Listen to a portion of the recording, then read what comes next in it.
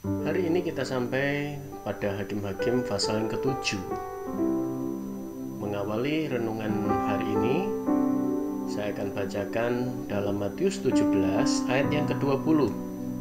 Sesungguhnya sekiranya kamu mempunyai iman sebesar biji sesawi saja, kamu dapat berkata kepada gunung ini, pindah dari tempat ini ke sana. Maka gunung ini akan pindah dan takkan ada yang mustahil bagimu. Saudara dikasih oleh Tuhan, kemarin kita sudah sama-sama melihat bagaimana Tuhan menguatkan iman Gideon yang berulang kali masih takut, bahkan untuk bertemu orang Midian dan menghadapi kaumnya sendiri. Namun setelah Gideon benar-benar mau dan yakin untuk memimpin bangsa Israel melawan Midian, Tuhan tidak memberikan perang yang biasa saja. Menghadapi 135.000 pasukan Midian, awalnya terkumpul 32.000 orang. Secara jumlah, ini pun sudah tidak berimbang. Tapi, Tuhan justru berkata, jumlah itu terlalu banyak dan harus disaring. Akhirnya dari 32.000 terkumpul 300 orang. Ya, berarti tidak sampai 1%. Jika dibandingkan lawannya, ini artinya satu orang harus menghadapi 450 orang. Sungguh merupakan hal yang sangat mustahil.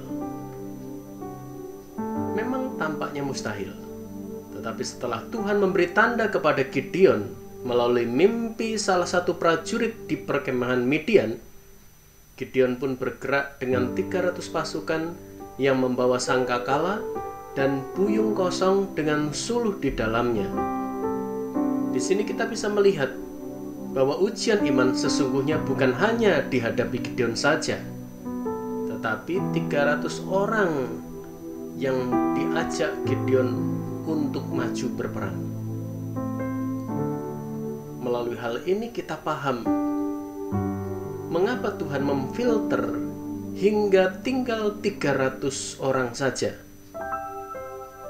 Bukan skill berperang, badan yang tegap, bahkan bukan juga keberanian diri saja yang Tuhan cari, tapi orang-orang yang punya iman total dan mau percaya kepadanya.